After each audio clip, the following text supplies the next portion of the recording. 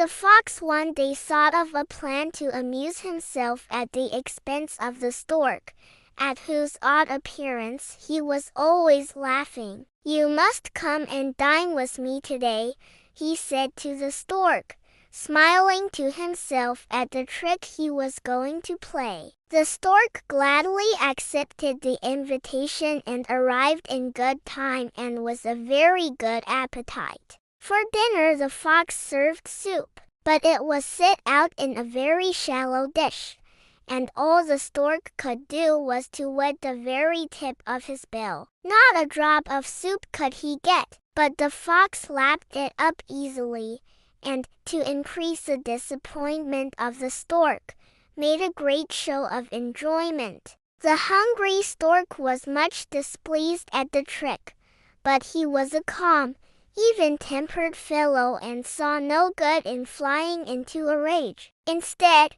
not long afterward, he invited the fox to dine with him in turn. The fox arrived promptly at the time that had been set, and the stork served a fish dinner that had a very appetizing smell, but it was served in a tall jar with a very narrow neck. The stork could easily get at the food with his long bill, but all the fox could do was to lick the outside of the jar and sniff at the delicious odor. And when the fox lost his temper, the stork said calmly, "Do not play tricks on your neighbors unless you can stand the same treatment yourself. If you love Aesop's fables, give us a like, share, and subscribe."